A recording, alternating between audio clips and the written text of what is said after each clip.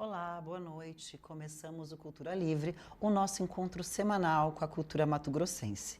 Hoje, no Cultura Livre, recebemos a artista plástica Ruth Albernaz, uma criadora profundamente ligada à natureza, à ancestralidade, a paisagens do Cerrado e do Pantanal. Desde sua infância, lá em Chapada dos Guimarães, entre galhos de árvores, brincadeiras, Ruth construiu um repertório que hoje atravessa sua arte, sua pesquisa científica e o seu ativismo ambiental.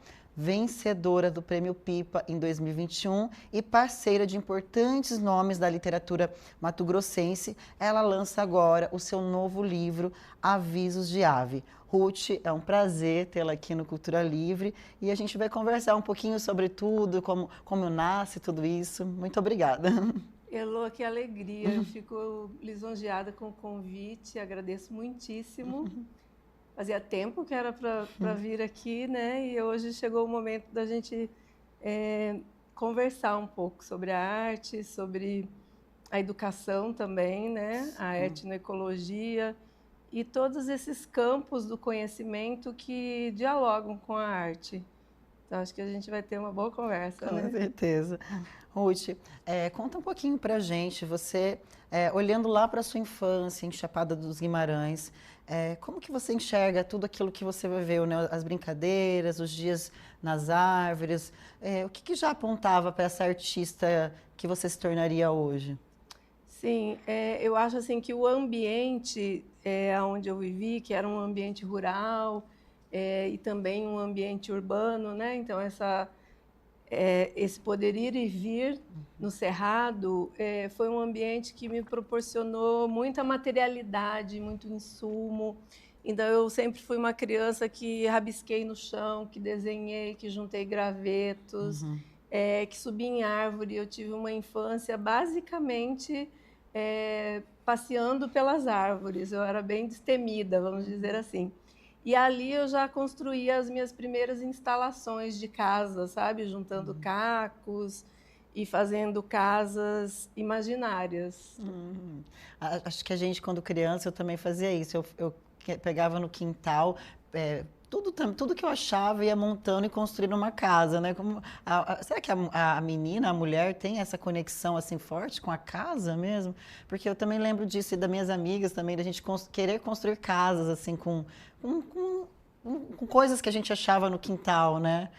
Eu acho que a gente vai reproduzindo os nossos ambientes de vida, né? A gente olha para o pai, olha para a mãe, e a gente vai buscando esses repertórios familiares e a gente vai imitando e fazendo. E eu acredito muito também nessa capacidade de que todos nós nascemos artistas, né? Esse fazer, ele não é só um fazer profissional, mas é uma capacidade humana da gente criar, da gente co-criar, da gente se relacionar com outras espécies, né? Então, na infância, a gente tem uma capacidade muito profunda de se relacionar com os animais, com as plantas, com o que hoje a gente chama de pet, né? Mas, na verdade, são espécies que são companheiras de vida da gente, né? Sim, nossa, e como são. E a gente vai ficando mais velho, eles vêm se ressignificando, né, os animais. Como pode? A gente, até esses dias, assim, eu acordei com o barulho do pássaro na minha janela, assim, e fiquei muito emocionada, né? Falei, cara, eu tô na cidade, mas eu tô acordando com barulho de pássaro aqui.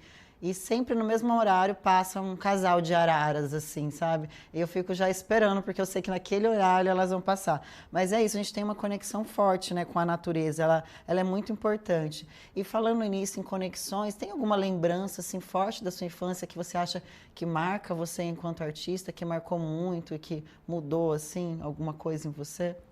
Sim, eu gostava muito das veredas, e aí eu morava perto de um lugar que era um ambiente de brejo, de nascente de água, de buritizal. Então, essa paisagem era uma paisagem que despertava muita curiosidade, de entender essa relação, da água, do ambiente. E eu era muito observadora, assim, das formas, das Sim. texturas. E eu acredito que essas paisagens de infância, elas foram fundamentais para gerar esse acúmulo de memória que eu tenho hoje, né? Porque eu sou uma artista que eu rabisco, eu vou dizer assim, né? Eu não sou uma pintora, eu sou uma rabiscadora poética. E esses rabiscos são rabiscos que têm a ver muito profundamente lá com aquela memória, sabe? São paisagens vividas mesmo. Exatamente. Então, o que você percebe hoje? Que a influência da ausência de brinquedos industrializados também aguça a criatividade da criança?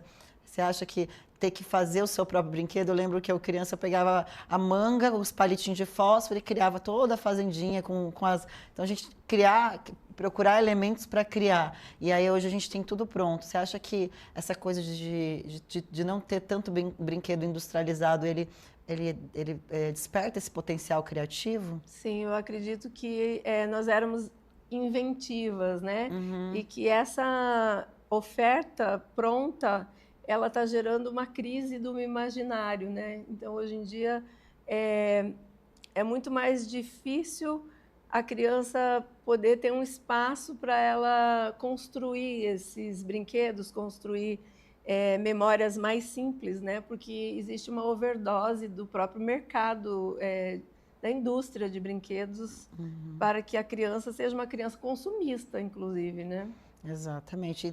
E são brinquedos que estragam rápido, né? Ou então tem que trocar de pilha, enfim, né? E a indústria do plástico, plástico. né? Do descartável, do que está pronto ali mesmo, né? E quando que você percebe que aquela brincadeira de infância virou linguagem, virou repertório para a Ruth Albernaz adulta, pesquisadora, criadora? Sim, é interessante esse caminho, né? Esse fio que foi tecendo e que foi costurando e trazendo o que eu sou hoje como uma profissional pesquisadora, uma profissional educadora também. Muito cedo eu já me interessava, e aí no primeiro festival de inverno da Chapada dos Guimarães, eu fiz uma oficina de papéis artesanais feitos a partir de fibras tanto naturais, nativas, como também de cana-de-açúcar, de bananeira. E isso foi me despertando para um lugar que é um lugar desse fazer artístico mesmo, sabe? Então, muito cedo eu me interessei em experimentar. E eu acho que a experimentação artística ela é muito importante para a gente ir relembrando coisas. E aí, a partir desse rememorar, a gente vai colocando isso no repertório, né? Não só na materialidade, mas também nos assuntos, né? Porque eu acho que a gente junta a pesquisa, a materialidade e as narrativas que a gente vem construindo ao longo do tempo, né? O que eu, Ruth, como artista, quero comunicar com o meu público, né? Quais são os assuntos que permeiam o meu imaginário e que me atravessam e que eu posso, a partir daí, dialogar com o público.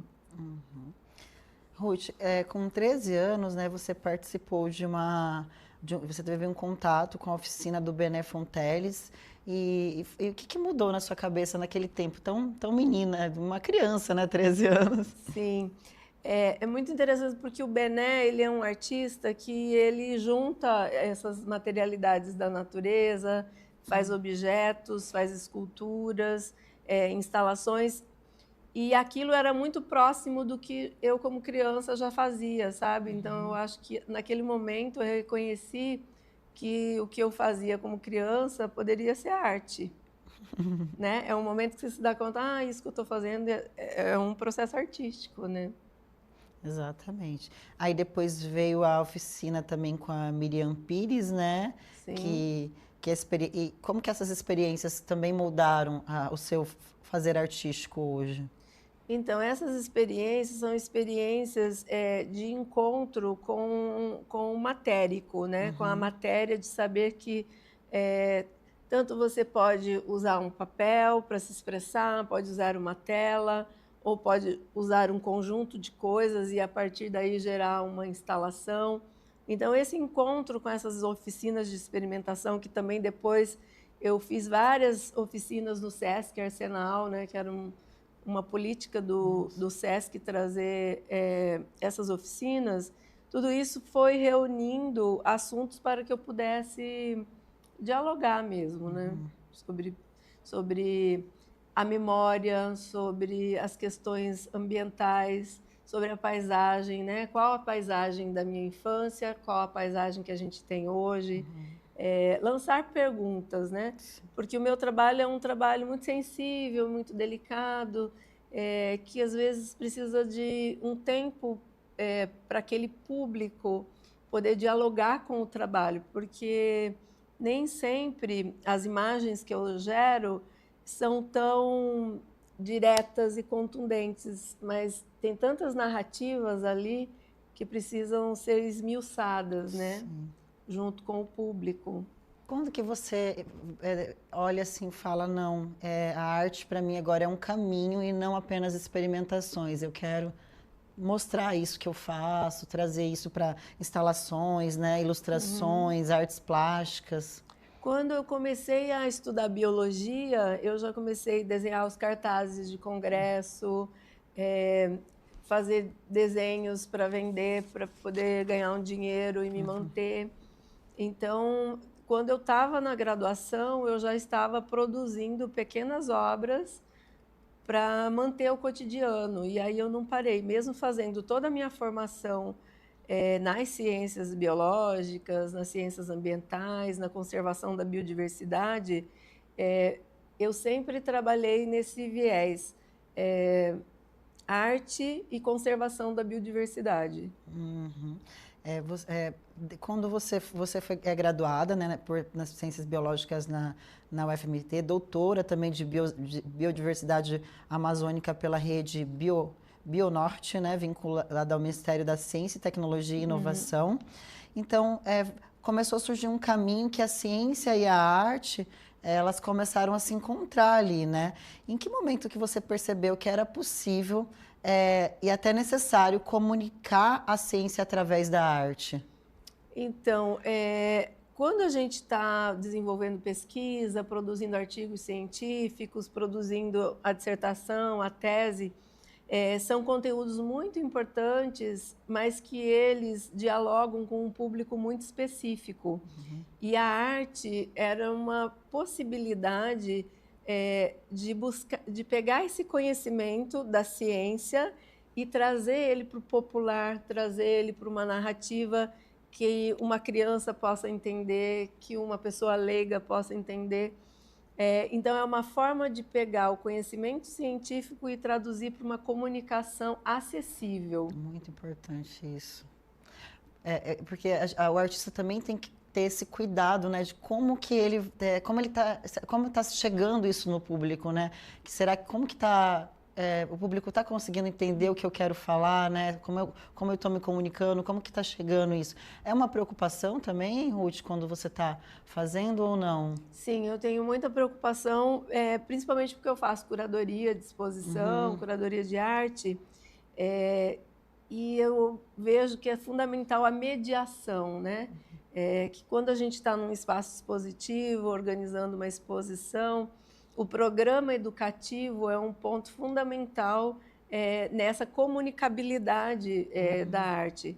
Então, a minha arte ela é uma arte muito ligada à questão da arte e educação ambiental. Então, eu estou sempre desenvolvendo os meus projetos, pensando como que uma obra pode ser mediada, como que ela pode ser potencializada, como que a gente pode, a partir de um elemento, disparar diálogos, como que a gente está tendo aqui.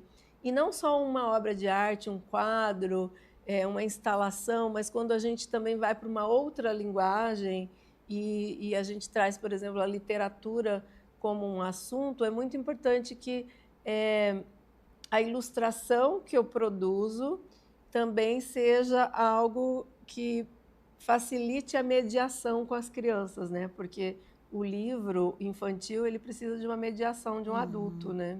E quando a gente era criança, eu lembro tipo, da ilustração simplesmente traduzir o que estava escrito.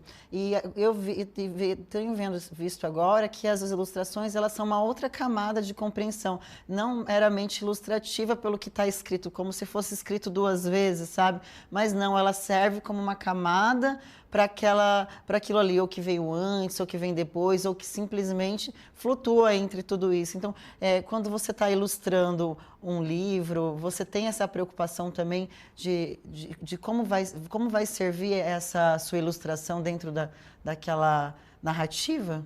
Sim, quando eu vou ilustrar um livro, a primeira coisa que eu faço é desenvolver uma paleta de cores. Então, eu faço uma pesquisa de paleta de cores para poder entender, dentro daquele conteúdo que o autor trouxe, qual é esse universo de cores que é possível trabalhar. E aí depois eu faço uma pesquisa dentro do conteúdo de como que a gente pode pegar a camada, que é a camada escrita, e potencializar ela em imagens que possa abrir portais. Porque eu vejo que a ilustração ela é esse auxílio, essa ferramenta que auxilia o leitor, a leitora, a continuar imaginando, né? Tá nessa viagem mesmo dentro do livro, né? Se embarcar dentro E não dessa precisa viagem. ser tão pronto, né? A imagem ela não precisa ser tão pronta, ela pode só ofertar pistas. Aí, falando ainda de pesquisa, né? Como que as suas pesquisas e conhecimentos ecológicos tradicionais também influenciam nos temas e nas cores que você utiliza? Sim, primeiro é importante a observação, então esse conhecimento do artista no seu território, né? Aqui em Mato Grosso, como a gente está totalmente imerso no Cerrado, no Pantanal e na floresta amazônica, né? Nessa Amazônia meridional, no sul da Amazônia, essas cores, essas texturas, elas são materialidades para o artista. Então, sempre que a gente vai começar um trabalho, é necessário fazer escolhas de cores que remetem a plantas, a um período que o céu está mais carregado de nuvens ou que o céu está mais aberto porque é um período de seca.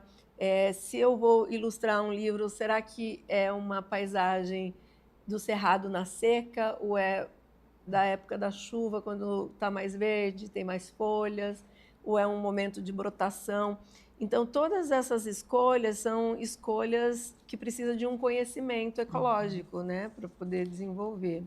Exatamente. E quando você realiza agora você está realizando um pós-doutorado, né? Focado em artes visuais na Amazônia Legal. O que você tem descoberto nessas investigações e que também atravessa, né, você quanto artista? Sim, esse pós-doutorado ele foi um mapeamento, uma cartografia de artistas da Amazônia Legal, e aí nós produzimos um site, é uma webteca de artistas da Amazônia Legal que utilizam a biodiversidade como assunto. Então, nós fizemos um recorte com artistas que ou usa imagens da biodiversidade ou usa materialidades da biodiversidade para construir suas narrativas. E aí esse espaço da webteca é um espaço para auxiliar o professor em sala de aula. Então, são artistas das 9 unidades federativas que compõem a Amazônia Legal. Muito bom. E você também fala muito de ancestralidade, espiritualidade e cura, né? Então, você podia falar um pouquinho para a gente, né, de falar da sua influência do seu avô, né, que é o Totó Félix, que era um benzedor muito conhecido em Chapada, e como essa herança espiritual também atravessa a sua vida de criação. Sim, eu venho de uma família, né, que tem uma vivência na Chapada muito longa. Então, desde o meu tataravô, viveu em Chapada. Nós somos uma família de muitos anos naquele território. E o Totó Félix, que é o avô da minha mãe, ele era um curador muito importante na Chapada, porque ele detinha o conhecimento das plantas medicinais do Cerrado. Então, ele fazia as curas com essas plantas medicinais, ou mesmo usando a energia da água para curar. E esse conhecimento, ele é um conhecimento que vem sendo repassado na minha família, né? Então, a minha avó aprendeu com o meu bisavô, a minha mãe aprendeu com a minha avó e eu aprendi com a minha mãe. Então, já sou a quinta geração de uma família que convive com essa paisagem do Cerrado, né? Que utiliza, que é parte do Cerrado, né? Eu vejo que é importante que a gente se sinta parte da natureza, né, Lu? Nós não somos uma espécie à parte da natureza, mas fazemos parte e convivemos com o reino vegetal, com os fungos, com os animais. E a gente tem muito que aprender. Eu acho que a espiritualidade, né, quando a gente fala em espiritualidade e não em religião, essas plantas são plantas mestras, né? Os animais são mestres que estão aí nos ensinando. A memória também dos paredões da Chapada, das rochas, né? Chapada é um lugar com mais de 100 sítios arqueológicos e aí a gente pode pensar numa história de ocupação na Chapada de 10 mil, de 15 mil, de 20 mil anos, né? Pelo menos. Sim. Então, é um lugar que sempre foi habitado e manejado.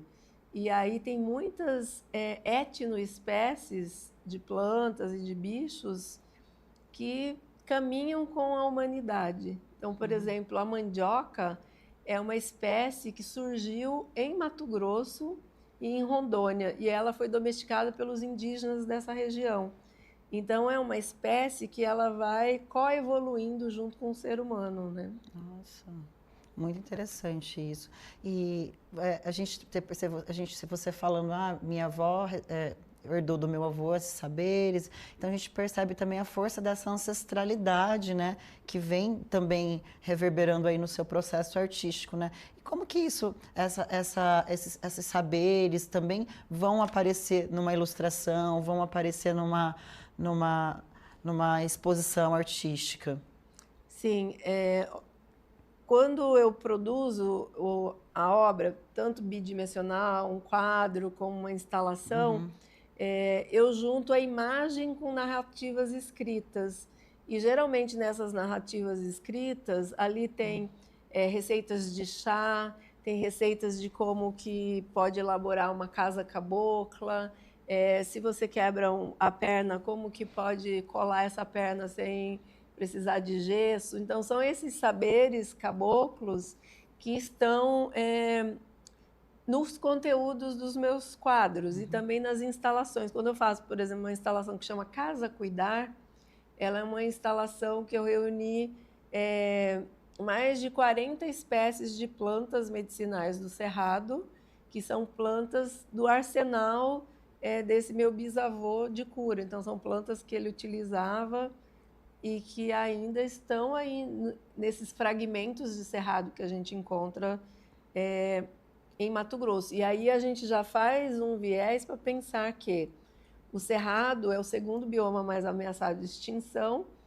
e 64% do cerrado já está extinto, né? O que a gente tem é 40% de cerrado e nesses 40% a gente tem muito fragmentado esses espaços, né, de vegetação. Então, esses conhecimentos, Elô, são fundamentais para a salvaguarda também dos biomas, né? Então, a gente chama de memória biocultural. Na biologia, na etnobiologia, a gente trata esse assunto como uma memória biocultural, que é essa memória que vem sendo repassada, que é uma memória que é ecológica, uma memória que é genética, é uma memória histórica e é uma memória também territorial, né? Ela está num determinado espaço e tempo, né? Isso é muito interessante. E quando você está ali criando, você está fazendo uma criação, vai para uma exposição, você sente que tem alguma coisa da ancestralidade que fala, algum guia, alguma coisa que é para você, eu tenho que fazer isso, ou não existe isso? Fala o tempo todo. Eu acho assim que é um assunto até que os artistas não gostam muito de entrar nessa seara, mas a gente sempre tem alguém, né, que está aí nos intuindo, trazendo a intuição, trazendo esse diálogo que é com a gente mesmo, mas também que é com os ancestrais, mas também que é um diálogo que pensa o futuro, que pensa o agora e que pensa o antes, né? Como a gente estava conversando sobre a questão de como que a vida é esse movimento espiralar, né? Que às vezes a gente tem que parece que está passando pelo mesmo ponto, mas a gente já está num outro momento. Mas a espiritualidade, ela é muito essa a gente poder silenciar, meditar, ouvir a nossa voz e também saber muito sobre o que a gente quer dialogar com o público, né? Quais são as nossas pautas. Então, eu que venho da biologia, da conservação da biodiversidade, as minhas pautas de diálogo são muito definidas, assim, né? Que é essa conservação da vida, é a gente entender que todo mundo já sabe sobre as mudanças climáticas, mas o que a gente pode fazer enquanto cidadãos, para mudar, como que a arte pode ser uma ferramenta de diálogo, de transformação da sociedade também, né? Para a gente poder ter uma cidade melhor para todos, uma cidade mais arborizada, que a gente possa conviver melhor. Então, eu acho que a arte, ela auxilia, Elô, a gente a reolhar o mundo, sabe? Uma coisa que o Manuel de Barros ensina para a gente, que é ver, rever e transver a vida. E a arte, ela auxilia muito nisso. E, Ruth, ficou uma coisa... Você teve dúvida quando você foi lançar assim, sua primeira arte? Será que eu estou pronta? É isso mesmo? Ou não? Você tinha certeza que era isso que você tinha que fazer? Eu acho que a dúvida a gente sempre vai ter, porque quando a gente não tem, aí a gente fica numa posição até arrogante, assim, sabe? E muitas vezes eu confronto com o que eu estou fazendo e nem estou gostando, sabe? Então eu tenho muitas dúvidas e eu me vejo como uma aprendiz de arte, sabe, Elô? Porque a arte tem um espírito da arte que comanda esse fazer e que a gente tem que estar muito centrado para poder fazer algo que tenha vida, que seja vivo, sabe? Que seja uma arte fresca, que seja uma arte onde as pessoas possam refletir, né? Sim, a arte vem, né, com esse papel também, né, de posicionar, de falar, de colocar, de trazer uma lucidez, né, talvez para as coisas, né. Aí a gente entrando já você como no seu ativismo ambiental, né, você se define como uma ativista ambiental. O que significa para você usar a arte como um instrumento também de luta, né, para mostrar, olha, gente, o nosso bioma o cerrado está sendo ameaçado, né? A gente tem 40%. Então, o que significa isso para você, essa arte como esse instrumento de luta mesmo para salvaguardar, né, os nossos biomas? Sim, para mim é super importante porque é essa forma de comunicar, né? Eu tenho o conteúdo da biologia, da pesquisa, acompanhei aquela queimada do Pantanal, que foi dramática em 2020. Eu estava no Pantanal desenvolvendo um trabalho. Durante a pandemia, né? E aí depois saiu um resultado que houve uma morte de 19 milhões de animais no Pantanal. Então, é uma tragédia. O Pantanal hoje é o bioma mais ameaçado de extinção do Brasil.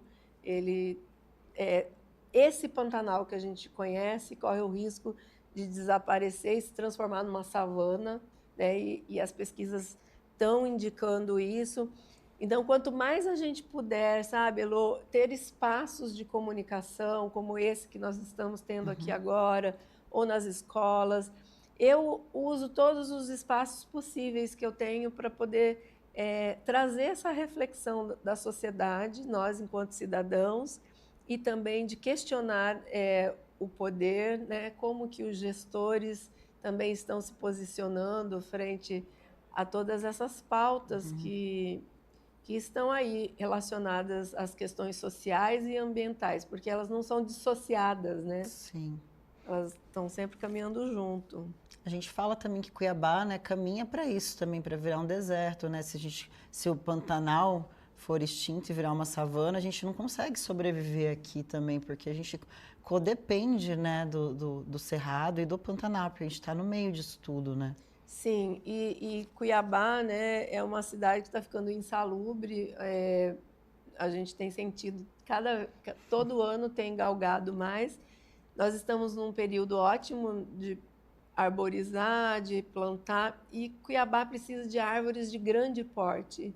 Não adianta plantar árvores de pequeno e médio porte. A cidade ela precisa ser reflorestada. Então, a gente precisa reflorestar a cidade, reflorestar as mentes e descobrir novas outras possibilidades de habitar a cidade. E a gente tem que achar soluções de corredores verdes na cidade, de corredores ecológicos, de aumentar as unidades de conservação urbana. Então, ter um cinturão verde na cidade é importante. E não só Cuiabá, várias cidades de Cuiabá, de Mato Grosso, têm aumentado a temperatura, né? E é uma questão que eu acho que a sociedade não tem para onde correr. A gente tem que olhar isso de frente, porque o colapso climático é algo que todo mundo já conhece, já sabe, estamos vivendo, né? Exatamente. E aí isso é uma das urgências. O que você acredita que seja mais urgente para o Brasil e que a gente precisa encarar logo de agora, assim, na questão ambiental? Na questão ambiental, desmatamento zero, eu acho que isso é fundamental, o desmatamento zero, repensar o modelo de desenvolvimento de commodities, né? Essas plantações em grandes escalas, elas precisavam ser mais consorciadas, fazer plantio direto, repensar a monocultura e trazer outros modelos que tem muitos países que já vêm adotando, a Austrália, por exemplo, tem grandes fazendas de permacultura, onde eles conseguem consorciar várias espécies, e às vezes até com gado, sabe? Então, é necessário que a gente busque formas de produzir alimento sem veneno também, como desenvolver uma biotecnologia que possa auxiliar os produtores a terem uma produção saudável. E aí, para isso, é muito importante o investimento em pesquisa, né? As universidades, elas precisam de um fomento financeiro para que possa desenvolver pesquisas que auxiliem essa agricultura, né? Eu não estou falando de commodities, eu estou falando de produção de alimento, que são os pequenos, médios produtores que podem ampliar a produção.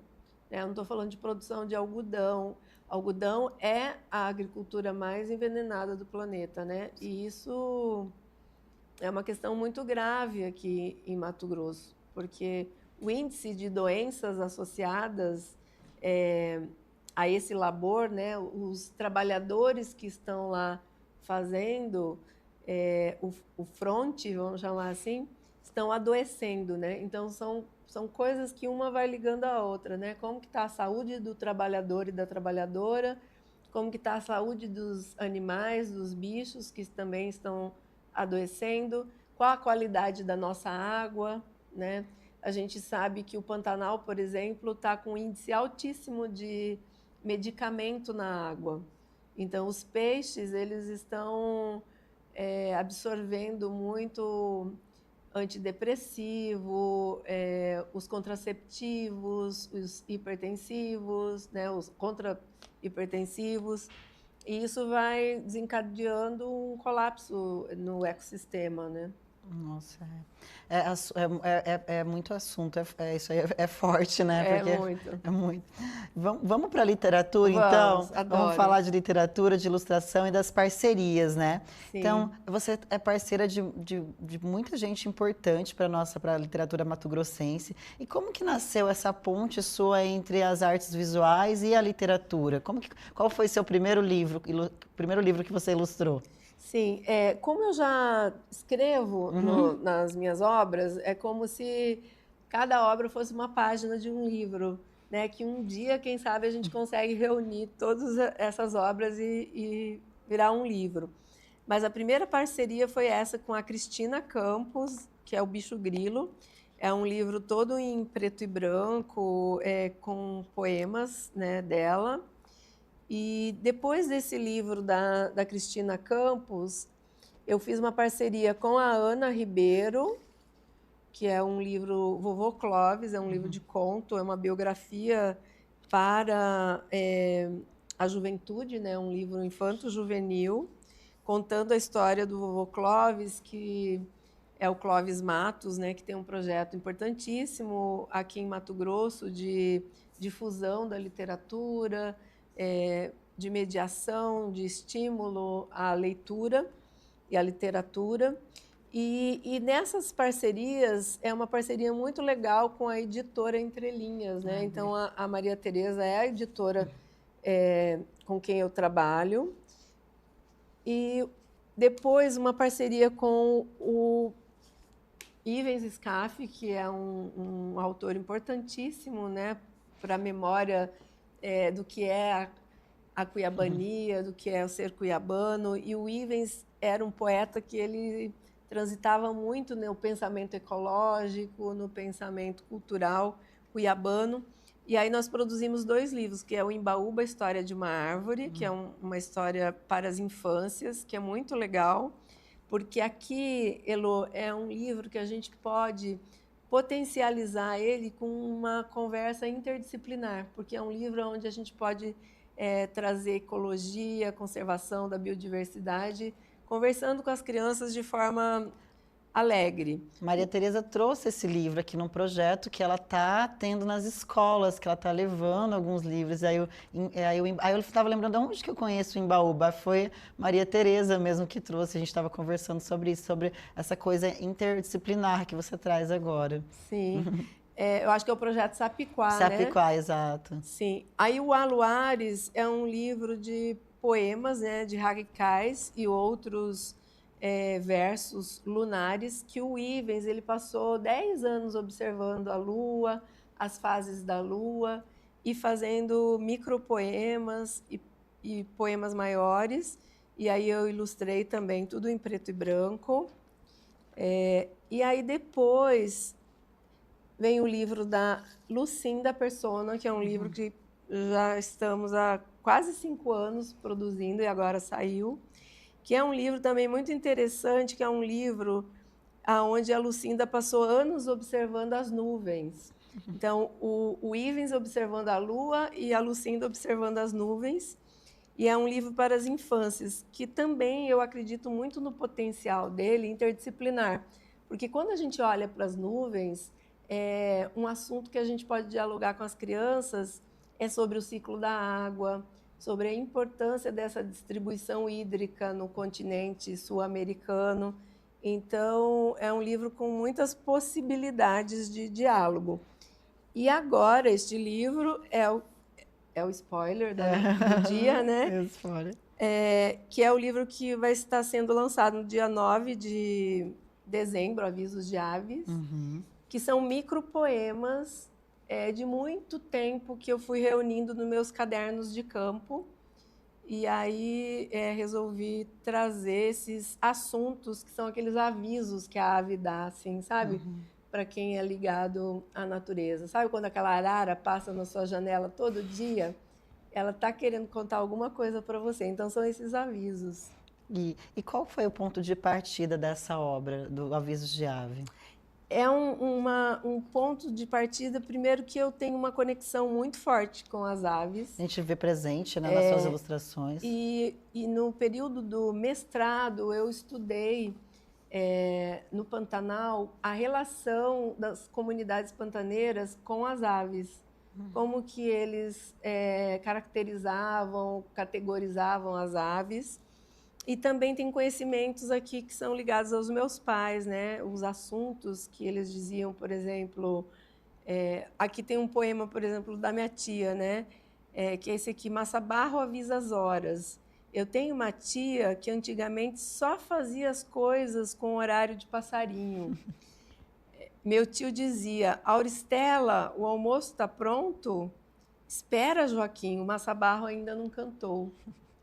Então, são esses pequenos diálogos assim do cotidiano. Então, eu ia fazer uma pergunta de como sua trajetória de vida, né, atravessa na sua pesquisa atual, está aí, né, desde da família, da conversa, isso tá sempre bem presente aí na sua trajetória atual e que reverberou aí no livro, né, o Avisos de Ave. E o que você espera que o leitor sinta, né, a encontrar essa ave mensageira que tem aí?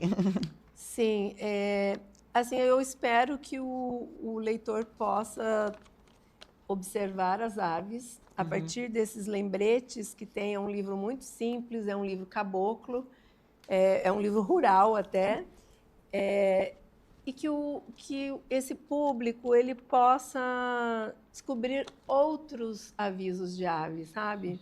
E desenvolver o seu próprio repertório, suas observações, e se aproximar cada vez mais da natureza e se sentir parte da natureza. Eu Isso é acho importante. que é esse o papel desse livro, é trazer um pouco de sensibilidade e de aproximação para as crianças, para os adultos. É um livro para as infâncias de todas as idades. E, Ruth, quem quiser comprar o livro e ter acesso, onde ela encontra o livro, né, que vai ser lançado agora dia 9? Sim, esse livro ele vai estar disponível na editora Entre Linhas, no site, para quem quer fazer uma compra virtual, e também na Casa Biosfera, que é o espaço que eu faço a gestão no Centro Histórico, ali na Mandioca.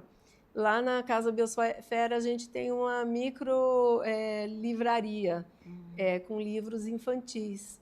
E o Avisos de Aves vai estar lá também, assim como todos esses outros livros vão estar disponíveis para o público. E lá funciona em horário comercial? Como que funciona lá? Lá funciona em horário comercial, né, de segunda a sexta, também com agendamento, mais com agendamento. Agora, no dia 9 de dezembro, a gente vai estar fechando a exposição atual que está lá, que foi a exposição de abertura da Casa Biosfera, do espaço, que é um espaço que nós abrimos esse ano. E aí, em 2026, dia 3 de fevereiro, outro spoiler bom, nós estaremos abrindo a Bio terceira edição.